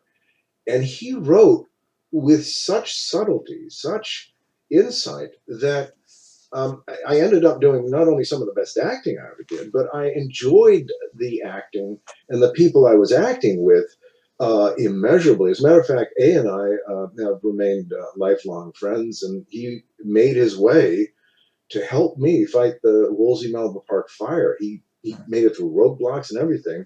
So he's like my fellow knight. I mean, we have a great bonding as brothers now. I know that Marcy Walker no longer acts, and I read that she's now like an ordained minister. I don't remember Yeah, what yeah, yeah. religion. Was there ever any like, because it seems to me you're not a traditional religious person. Was there ever any tension between the two of you with your worldviews? No, not really, because I don't really in a sense, impose. I learned because I've been a vegetarian now for 50 years. So a long, long time ago, about 1970, I realized certain things that if you say, it's a bit like announcing to certain people you're a communist. Yeah. You know? And so you realize that's not what I meant. And my dad also taught me a really good lesson. He said if you want to have friends, don't talk about politics or religion. Mhm. And that's why, to me, any religious person, if you talk philosophically and they're not, in a sense, rejecting it out of hand, or you talk in their language, then you can have a conversation. Like, it's very easy to me to talk in Christian terms about the things that are very deep and important, because that's the great truth about, it's not a falsehood, but it's the truth about a deeper empathy, that it's not the outer expression, but it's the deeper heart of things that creates true communication. And many times people, when they feel that way, especially if they're religious and they don't feel confronted, like you're saying, oh, there's something wrong with you, or why do you think this way? Because a lot of religious people, in a way, are very defensive because they are tired of being thought, in a sense, simple-minded because of their love of Jesus, and that's what I really respect. Is I never start a conversation with "you're wrong," or "first of all, you're an idiot," or "you shouldn't believe what you believe." It's like, what do you believe? Oh, why do you believe that? Tell me about it. And if they believe something really different from me, usually I don't, in a way, give them my 2 cents. I'm more like a journalist going, oh, because I want to know why they think, or why. I used to read a lot of books that authors I knew I wouldn't agree with, because I said, why do they add the world up in this way?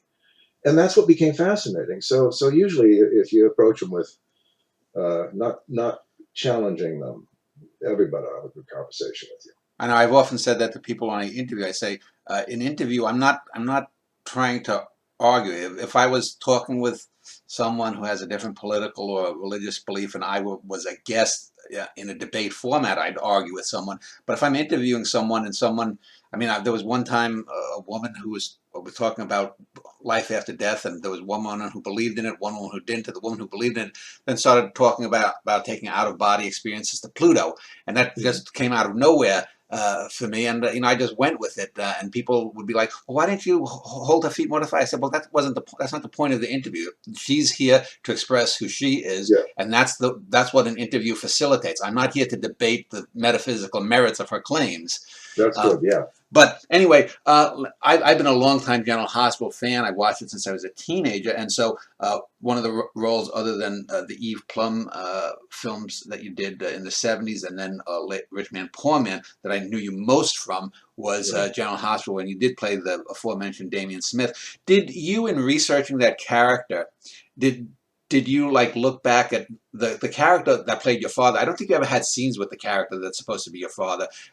Was first played by a guy named George Gaines, who's a terrific character actor from way back. And then a year or two before you came on, Mitchell Ryan was another Well, character actor. Mitchell actually was. He played my dad. They wanted me. They asked who to play my dad, and he had played my dad on Executive Suite. Oh, So I said Mitchell Ryan because I love Mitch, so you did and have scenes with he's him. an actor's actor, Yeah. because I called him a deep oar. If you were lost in a scene, you just look at Mitch, and he would be there. He really taught me a lot about the craft of acting. So he played my dad. Yeah, no, we had a lot of scenes on. I was really glad to have him as my dad again Oh, on okay. General Hospital. That was kind of Okay, see fun. that's something I would have forgotten all these years, quarter century later.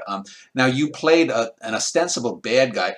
But Oh yeah. I thought that the character was actually one of those characters that sat on the fence because he wasn't an outright murderer. He wasn't a rapist. He wasn't a child molester or anything. But he was straddling those kinds of worlds. And what was your take on the character? You mentioned it just briefly. Well, as I said earlier in the interview, Damian Smith, I looked around because I said he embodies everything the culture desires. He's outwardly a rich man. He's important. He has his name on things. So, and he's a son of a gangster, and I really did. I landed on Donald Trump in those days because I thought he was always this outward persona that was about being the best, about being smarter than everybody, being more prepared than anybody. And so in the work I did on Damien was that I shifted and as I went deeper, because it was so well written in those days, that he wasn't simply a bad guy. He was a worldview that begins to, as I say, his key was that his father had really trained into him that to love makes you vulnerable. If you want to be strong, kid, don't love. If you don't love, you'll realize the people that do are suckers. Makes them weak because they're dependent on other people. So don't love. But then, of course, in Damien, it makes him angry that he can't love because it makes him too vulnerable. So it was a fascinating inner conflict of a human being that had anger at those who could love, and therefore, a bit like Richard III, wanted to manipulate them so that he could prove to himself that love is just a bunch of bunk, that anything. This is why he made a bet about betting down Bobby, the lady on the show, because it was like he wasn't a bad guy, except he was, in a sense, he was infected by his own cynical nature.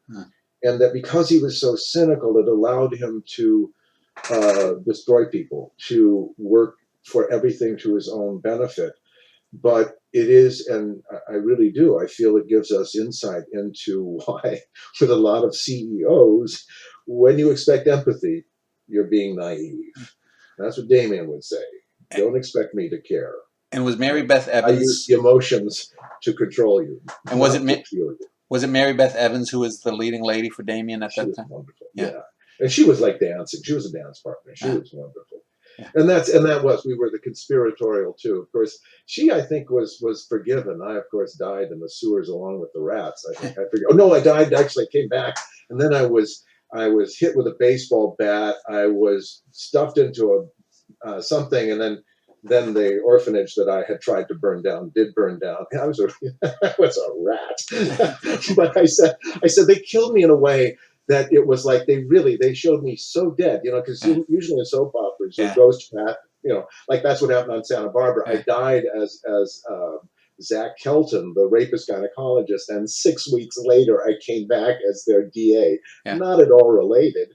Named Ethan Asher. So, I thought, well, maybe Damien will make a reoccurrence, but it was as if they were saying, no, he's really, really, really, really dead. So, of course, I keep expecting him to show up in other people's dreams, but he never does. But he also did Young and Restless and One Life to Live, it says, and Young and Restless and General Hospital are still there. Santa Barbara and One Life to Live have gone to that great soap in the sky. Excuse me, as we record now in 2020, there are only 4 soap operas left. And I mentioned the death or the dearth of television movies and miniseries. Why do you think soap operas have died? A lot of people blame the O.J. trial in the mid-90s. Do you buy that theory of why soap operas have lost? Well, I wonder if it isn't, because I really don't know why, other than it seems as if this adrenaline-driven, fragment-oriented way of doing things has made following a narrative, a long-term narrative, not as appealing as short-term stimulation, like give it to me now, these thumbnail, these sketches, because it does seem like as things are chopped up and less is given and things are more and more quick, it's a type of snap. And that's then these elongated shows are like, oh, it's just too boring. you know, because I do. I think that in the days I was doing it, there really was, because there wasn't so much social media. It was this vicarious way, because I realized a lot of times people talking about soaps, which they did, could talk about other issues sort of masked in the soap idiom, the soap world. And so it had this sort of culture, like I'd meet people, like you said about General Hospital, I'd meet people that said, my great grandmother, my grandmother, it was generational. But I realized that was also the connective tissue. If the whole family watched it, it gave them something in a way to bring them out of just familial relationship into this shared story they were all watching.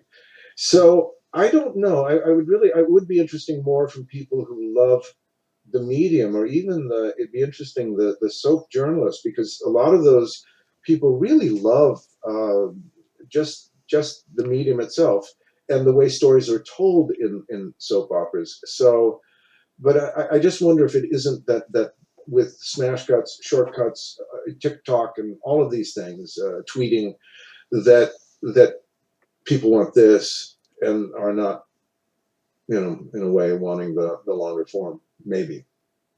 All right, let's. And I might just be making that up too. Okay. So Leigh, a few questions that I've asked in some other interviews that I just want to get your opinions on. We've talked in a sort of grand metaphysical sense about art. We've talked a little bit more specifically about acting as an art, some of the roles that you've had. I wanted to talk basically about some of the nitty gritty. What you are clearly then a member of what both the stage and the film actors unions, right? Equity and what is the SAG. SAG and Equity, yeah. Now, yeah. And um, can you, for any younger actors, 'cause sometimes I've known over the years people who worked in dinner theater and whatnot, and how has it been a positive impact? Are you a big supporter of the union for actors? Yes, I mean, it's very difficult to, it's the catch-22. If you need a job to get into the union, but Yeah. you need to be in the union to get a job.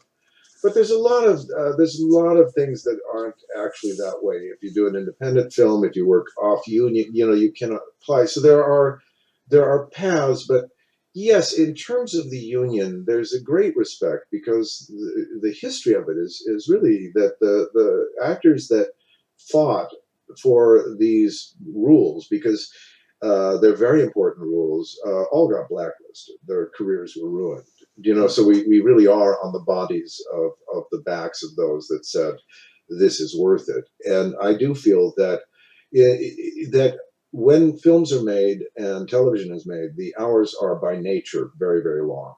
They are 12-hour days, not 8-hour days.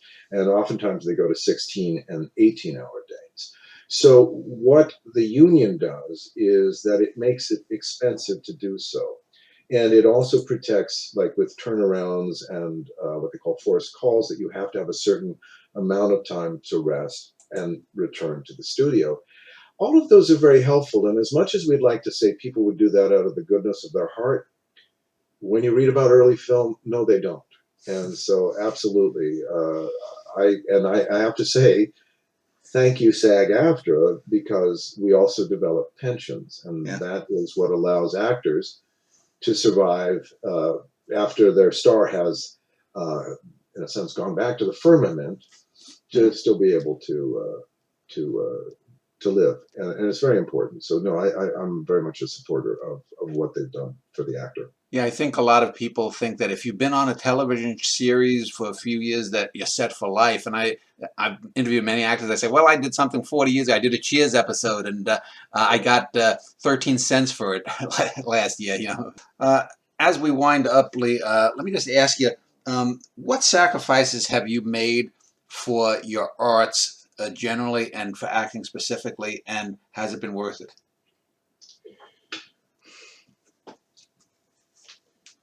I would look at sacrifice in regards to what have I sacrificed. It's almost as if the self is sacrificed on the altar of why and how do I allow these things to be relevant and meaningful to me in a world that, to a great degree, doesn't find them either relevant or meaningful. And And so the point of sacrifice, I think, was sacrificing a sense of entitlement, sacrificing a sense of this will make sense, or this is what it needs to be, or sacrificing the sense of, oh, this is what it was supposed to be, and all of that falling away. So I mean, in an odd way, the sacrifice of self, meaning that we run into these desires to be, let's say, actors, or whatever it is we run into wanting to do. And we run up against a wall that oftentimes creates a lot of disappointment, or the realization that what you thought something was going to be is very different than what it is. And it forces you to compensate. And that's why I feel that the sacrifice for me was not the giving up of something as much as the allowing of, over time, the sacrificing of any predetermined thoughts about what I thought it meant to be an artist, what I thought it meant to be an actor. And the great gift I have now at my age of 64 is I'm able to see a type of retrospective life. I'm able to see that although certain things had to be given up, certain ways of thinking, certain ways of approaching, they were the things that shaped me. And so, for whatever was sacrificed, I really believe it was to finally give to me, because that's what I feel now, the gift that one's life, one's acting, one's whatever they bring forth is just part of the story. That our life is the art form, that we truly gather and grow more and more. And oftentimes the things that we sacrifice or we give up, the things that cause us pain, which there was a lot, um, that's a type of thing that can't be healed by addressing the pain. So we take the pain and we transmute it into something else. And to a great degree, a lot of, let's say, painters wish, or poets wish, oh, wish someone would read my poetry and care. I wish someone would care about my painting. And what whispers back after you've lived a while is that no, no, no, it's not that they care about these things, it's that you care about these things. And the sacrifice in that is you finally sacrifice the idea that the world is supposed to care, and you realize it doesn't. So you realize you must. And that's, I think, the key. Yeah, I always tell my wife, who gets frustrated about art in general, but writing specifically, that culture always seems to be willing to raise up the dead. People, you mentioned a human ego. People's egos get in the way, especially in any field of human endeavor, but certainly the arts. But once you're dead and you're safely dead, people can look at someone's work and say, "Oh, this person, this guy." Look at the way he moved in that scene. Look at Mhm. the way he photographed that explosion. Look at Mhm. and they can come without the bias, because there isn't. I've often talked about. I noticed many years ago that men, when they talk and they sit side by side like they're at a sporting event. They're looking out into the horizon. But women look eye to eye, and I think it's because men have that testosterone thing, especially, and since they've controlled most of the institutions, especially art institutions. Once you get past the testosterone and you're dead, Mhm. people, I think, come with clearer eyes. That's been my observation. Yeah, and I think that that's the key, is the dropping away of ego. And that's one of the keys that, one of the keys with my father was that he really instructed, and that's why I've had discussion groups in my home for so many years as well, is that the key is to set up ways to get together to inspire one another rather than critique one another, to talk about ideas rather than technique. Because you're right about the testosterone, the ego getting involved, meaning, well, you know how I would do it. Well, that's not important, because, like acting, it's not how I would do it, it's how you do it. And that's why a lot of this is about the etiquette of looking eye to eye and looking at one another as a type of synergistic resource, meaning that the gift artists have with one another, if they stop comparing themselves because they're selling or not selling, or they're important or not important, but they have this relationship that's saying that if I stop using it to protect myself, it might be the very thing that reveals that what I've been protecting didn't need to be protected. And that's why I think art is stymied. I think that so much of it is. It's in the ego realm. It's about self-expression with a small s, and nobody's self-expression that way is really interesting to anyone other than that self. And that's why I think it's very therapeutic, but not necessarily what you'd say art you want to share. But we When do. when I contacted you, you mentioned that you were friends with my last actor that I interviewed, Casey Biggs. Can you just Right. give maybe, did you work with him on a show? Do you have an anecdote you'd like to Oh, share it's even about? deeper than that. We met. We were the first to meet when I went back to Juilliard. He Oh, and I were too young. He was from Ohio, and I was from California, and we were scared to death in the big bad city of the Big Apple. And we met. We were looking because in those days they didn't have dorms, so you had to find your own way. You had to find your own place to stay. And we ended up being roommates at the Hotel Olcott on the 13th floor for the first year. That was back in, I think, 73. We became fast friends. We were, and he went on. Well, you've interviewed him to do many marvelous things, but we've remained dear friends. He was part of the discussion groups here while he wow. was here. Always had a philosophical bent himself, and is a true, again, like A. Martinez, a true brother. And then with my other side, this other side of me, he asked me to officiate his wedding to his wonderful bride, Bridget, about 10 years ago, I think now. So we were in Tuscany, and so I was able to officiate that. But we played at Juilliard, and this is sort of the capping. We played a character, Henry, in Skin of Our Teeth. We played the same character, and we literally walked together, a bit like a comedy routine of Abbott and Costello. He would walk behind me. I walked behind him. He was the good son in the first two acts, and then I was the bad son in the last act. So I stood in front of him. And so we had literally a role. We played the same role, stuck together. He was the good son, and I was the bad son. So and also that role, because I couldn't connect with that energy, really started my work as an artist as well, because that's when I saw a calligrapher talk about breath and the connection to emotion. And I thought, I'll use this pigment, and not to be an artist, but to connect with emotion. And that set me on my course. Let me just ask you for two more things. Number one, if you have any closing remarks about anything you may have wanted to discuss or talk about that I may have missed. And then secondly, and finally, any advice you would give to younger actors. So first off, anything I've missed that you may want to just toss out there? No, I don't think so. I think people, if they're curious, can Google me, take a look. I've done a lot of things on YouTube that I think are worth your time. I do a little series of about 2 to 5 minute talks called Food for Thought, because like my discussion groups, I'm trying to get us to think about not what we're against, but let's examine things and let's have a conversation that inspires us. So I do that. And LeighMcCloskey.com, I have a And I'll link to website. that. I also have, and just Google my name with art now, or tarot, and you'll start to be able to get a sense. But I do have a lot of videos up. And one of the things, because you asked about young people and young actors, is that I would really suggest that any young actor, really, if you can, look at my book on tarot revision. It's a great tool for not divination and metaphysics in a sense of occultism, but much more about why are the characters we play, like the emperor, the empress, if we play the devil, essentially, why are these energies? How do we connect with them? How do we understand this inner realm more deeply, so we can use it like a piano, like keys, meaning that we have access? Because many times we're stuck imaginatively. We're playing a role, but we don't understand the energy behind it.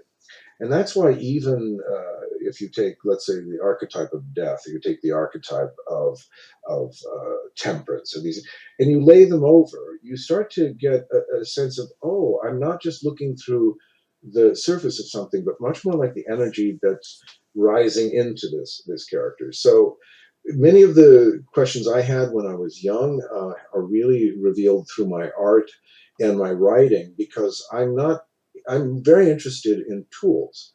Like, don't tell me what to believe. Tell me how to access these inner uh, capacities. And that's why I strongly suggest to young people, don't worry about being a painter or an artist. But if you're playing a role, because it was very effective for me, start to think about paint, finger painting, the sense of the hand connecting with the energy, because it lets it out of ourselves, and we begin to have something we can build upon. This is why many of the things we need to do is to have a type of of access, a type of tool set, and Yeah. oh. My wife's leaving a message about Okay. our Let me, refrigerator repair.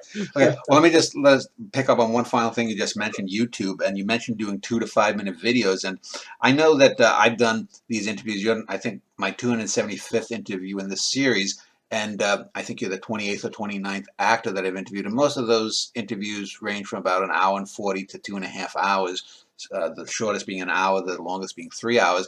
And I found that even though I have a very popular website, I just have never been able to hit it on YouTube where I've gotten anything that's taken off, because I find the culture, they don't want to listen to Leigh McCloskey and Dan Schneider talk about esoteric things there. They want to know, oh, in 5 minutes, Leigh McCloskey, did he and Eve Plum have were they having Yeah. sex on the set, kind of thing?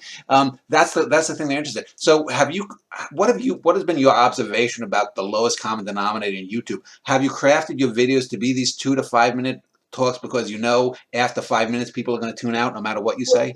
I think that because I spend so much time thinking about these things, being in them, working creatively with them, that there's the assumption that people have time to really follow or really get into a longer talk. And mine was just an experiment in taking and distilling, trying to get them shorter, because this realization that people don't really have a lot of time. Sometimes they do to put something on and listen to it in depth, but more and more I started to realize it was to have a balancing, so that there would be shorter pieces, things that I even want to make with just an image and a pithy statement. So it's not something long, because I feel like a lot of this is to try and appeal to the appetites of various individuals, meaning that some people don't want a lot, they just want to have their curiosity tweaked. That's enough. There are other people that really want to get into it, and that's what I learned about my discussion groups. There's a lot of people curious about these things, but not that many people that want to have a weekly discussion about them. And so in knowing this, it's basically trying to look at what you're doing, and like on YouTube, just not making it about trying to get tens of thousands of likes, but rather just realizing that keep putting it into the bloodstream, keep adding, and that really tell the story you want to tell, construct the world that is essential, and that if it is meant to catch on, or people are meant to be inspired by it, they will find their way to it. That's what I tell people when they come to my home, when they come to the library. It's that they found their way to the living library, that they have shown up, that they haven't been told, but their curiosity has brought them here. And I think that we're at a time that if you have to convince somebody or try to make them curious, don't. And don't worry about the many. Worry about those that are curious. Worry about those that can hold a conversation and do show interest. Because 10 people who are able to show interest and cultivate these stories are like an acting group that say, well, we'll put on the play and we won't worry about the audience. We'll honor the play. And in so doing, we'll begin to gather the audience, because our work will not be for them. Yeah. It will be for us. And I think that's really our key. Yeah. Is what we're doing now. And I tell people who do these things, if you're attending to the stories that matter, realize that what you're doing is creating a catalog, almost a brain that says, now this story is here as well. Yeah. We can't force it to be seen, but we can certainly contribute to it. Yeah, I agree with that. LeighMcCloskey.com is your website. I'll link to that and the IMDb and Wikipedia pages for you. Thank you for spending a couple of hours talking about your life, your art, and your acting. Thank you, Dan. It's been a great pleasure. So wishing you very well, and thank you for having such really a deep conversation. It's rewarding. So thank you.